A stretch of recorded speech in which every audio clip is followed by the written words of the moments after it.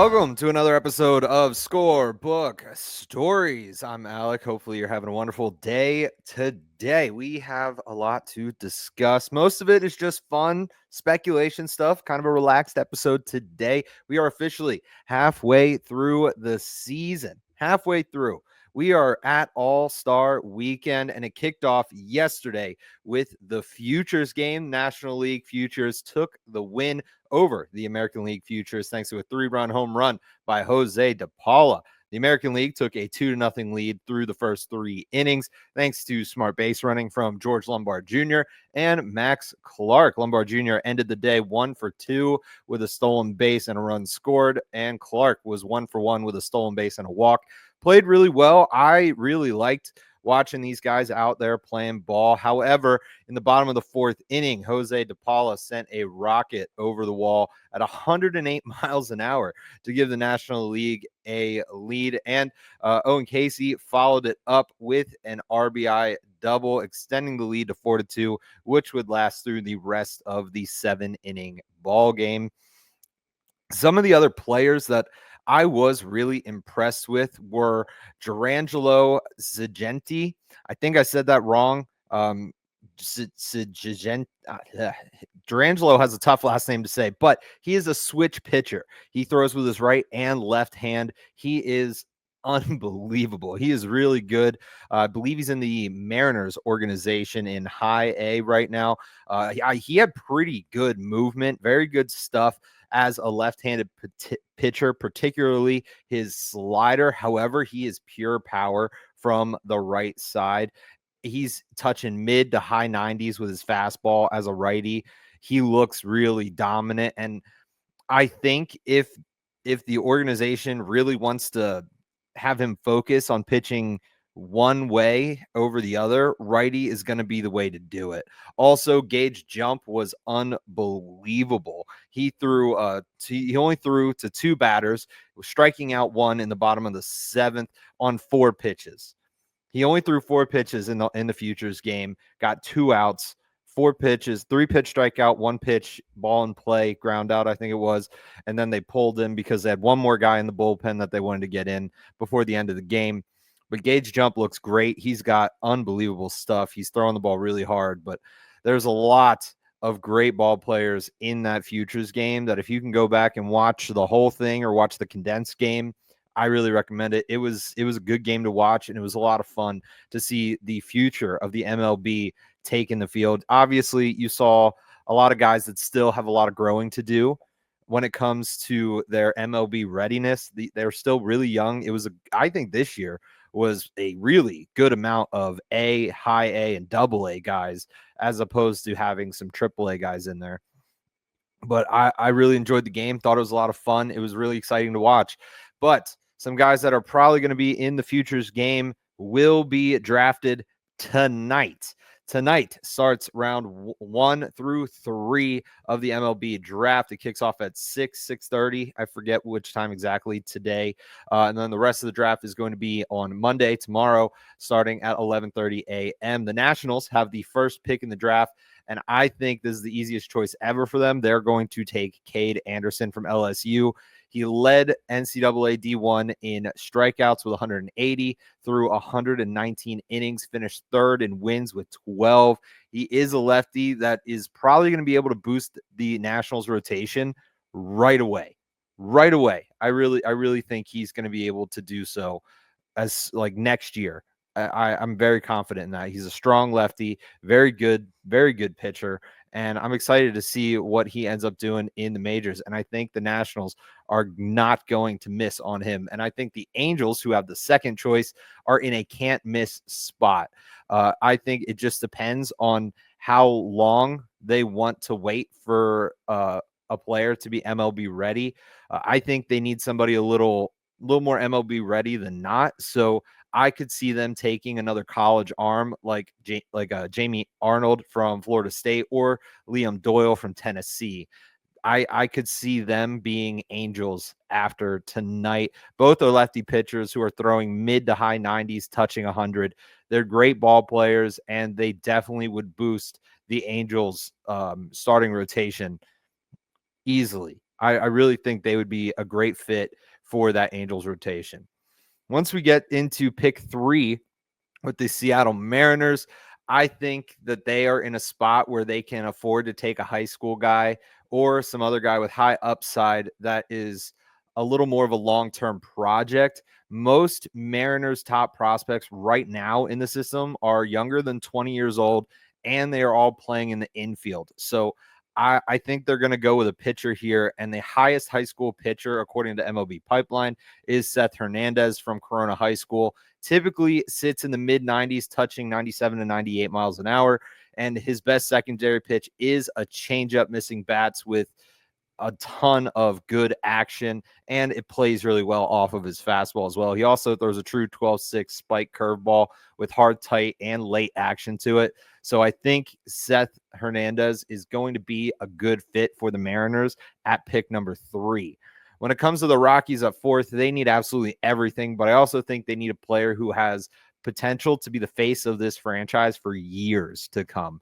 And looking at a bunch of high school prospects, Ethan Holiday is that guy. Ethan has the tools most MLB teams look for in a high school player, and he has the ability to play shortstop and third base. With his plus hitting and average speed, it's likely right now that he's going to develop into a third baseman for the Colorado Rockies if they draft him.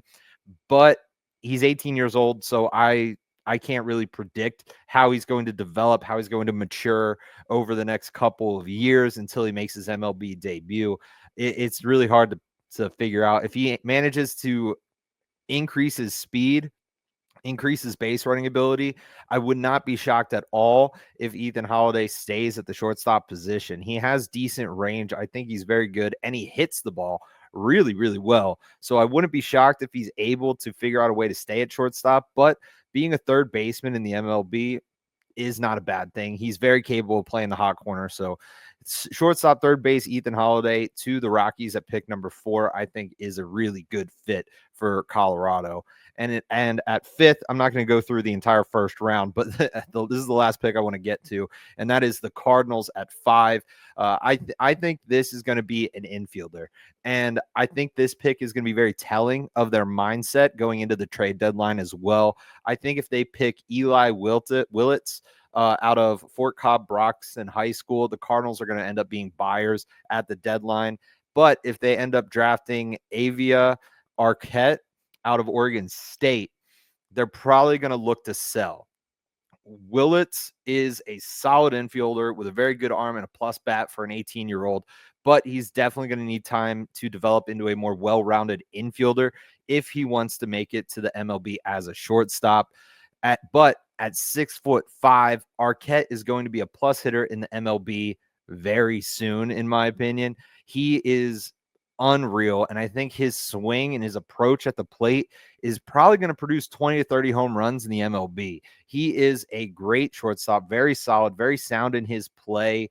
He's 21 years old right now. I really think if the Cardinals are going to be sellers at the deadline, this is a draft pick that they are going to take. Arquette is going to probably be MLB ready soon, if not next year. So the Cardinals could look to bring Arquette up. They can test him out at third base in AAA, AA a little bit at the beginning of next year, maybe end of this year, and see what he can do at third base as opposed to shortstop. But I think just his bat alone, his size, and his approach, I think that's going to be very helpful for the Cardinals organization moving forward. And if they if they take him, they're going to sell some of their bigger name guys like Nolan Arenado. Stay up to date on everything going on in the sports world by heading over to 7 Mountain Sports on Facebook, 7 Mountain Sports on X, on Instagram. We are on all of your favorite platforms, and you do not want to miss out on a single thing going on here at 7 Mountain Sports. We move into the Home Run Derby, which is tomorrow. Byron Buxton, Junior Caminero, Jazz Chisholm Jr., O'Neill Cruz, Matt Olson, Cal Raleigh, Brent Rooker, and James Wood are going to be taking the stage. This year's Home Run Derby is going to be a little bit different, though. So There's going to be 3 rounds for the 8 players in the Derby. First round, semifinals, and the finals. The first round is going to be the 8 players have 3 minutes or 40 pitches, whichever ends up coming first, to hit as many home runs as possible. There is also a bonus period for each player that lasts until they record 3 outs. Any swing that does not result in a home run is an out within that period. If a player hits a home run of at least 425 feet within the bonus period, that period is extended until the player records a 4th out. The players with the top 4 homer totals advance to the semis. In the event of a first round tie, the player who hit the longest home run during the round advances. That's how we're going to do the first round. In the semifinals and the finals, the format shifts to a knockout style with number 1 versus number 4, number 2 versus number 3, and the seeds are all determined solely by the number of home runs each player hit in the first round. Players will have 2 minutes or 27 pitches in the semifinals and finals, and home run totals from the first round do not carry over. So it's a little bit different, and I think this is going to be a little bit more fun. I think this is going to be a little more entertaining than previous years. So I'm looking forward to seeing the Home Run Derby. My pick right now is Cal Raleigh. I think that's everybody's first pick. I think O'Neal Cruz and Jazz Chisholm could surprise a good amount of people. I think O'Neal Cruz is going to end up hitting a home run 450 plus at maybe like 110 miles an hour. He can hit a ball really hard, really far, really fast. And I think it's going to be a lot of fun. It's going to be very entertaining. My pick right now is going to be Cal Raleigh to win the Home Run Derby, though.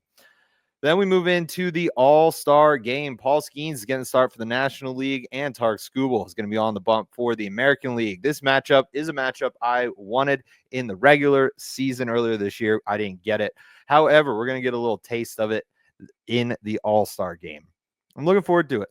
I think it's going to be a lot of fun. I do want to see these guys going 100% in the regular season, though, and I'm just going to have to settle for this game. But I know that when these two end up facing each other in the regular season, I really want this to be a 0-0 game. Both guys are going 9 innings, allowing maybe 2 hits combined. It's going to be unreal. They're going to strike out everybody. It's going to be so much fun to watch. As a Yankee fan, though, I am definitely pulling for the American League to win the All-Star game. As if it means anything, it really doesn't. So I just want to see some fun baseball. That's what the All-Star game is. It's fun baseball. Usually the guys are mic'd up. They get to tell some funny stories. It's usually a good time. But my prediction for the All-Star game MVP right now, for no reason at all, is going to be Pete Crow Armstrong. I don't know why. Just kind of got a feeling. I'm going with PCA here.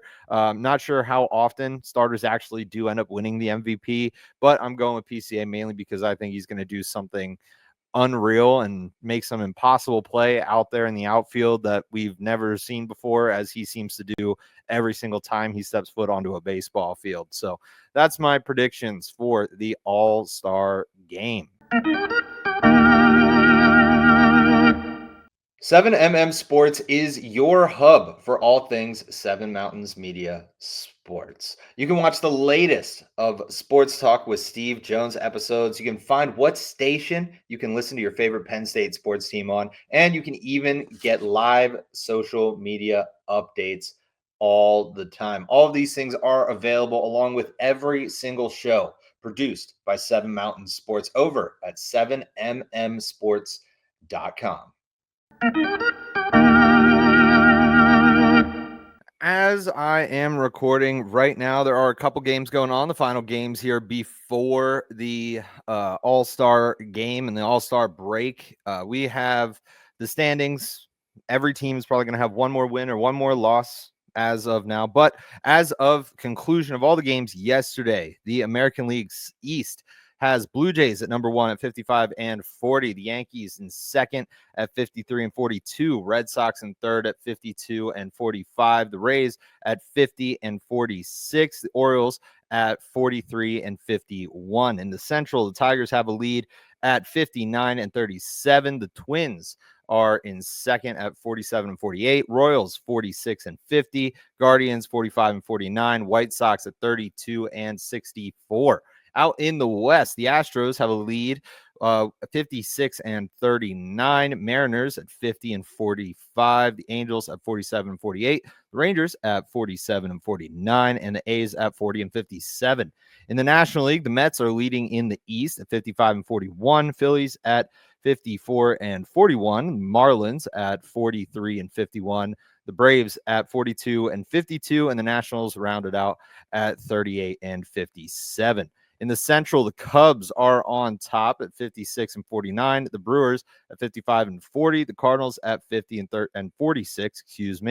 The Reds are at 49 and 47, and the Pirates are at the bottom of the Central at 38 and 57.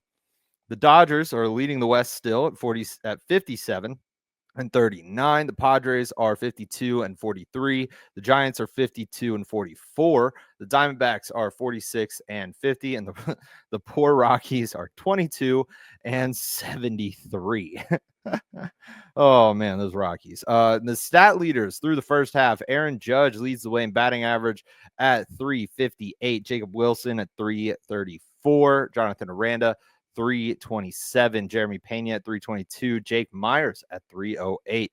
With hits, Aaron Judge leading the way at 125, followed by Trey Turner at 112, along with Jacob Wilson also at 112. Bobby Witt Jr. has 111. Bo Bichette has 110. Home runs, Cal Raleigh leads the way at 38. Aaron Judge at 35. Shohei Ohtani 32. Eugenio Suarez 31. And Kyle Schwarber at 30.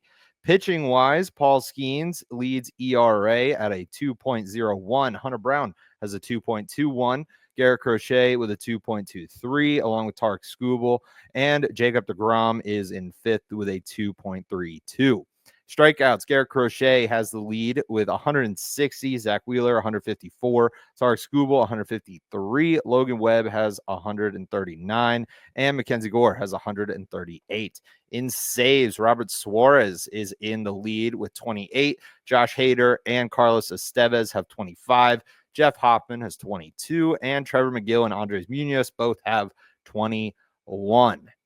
This is the part of the show now where I usually have a storied pitcher and player of the week. However, we are halfway through the year, so we are going to do the storied first half team, the scorebook stories, first team, all team, whatever you want to call it. This is the best players at each position, in my opinion, through the first half. Catcher is obviously Cal Raleigh. He is hitting 261, 38 home runs.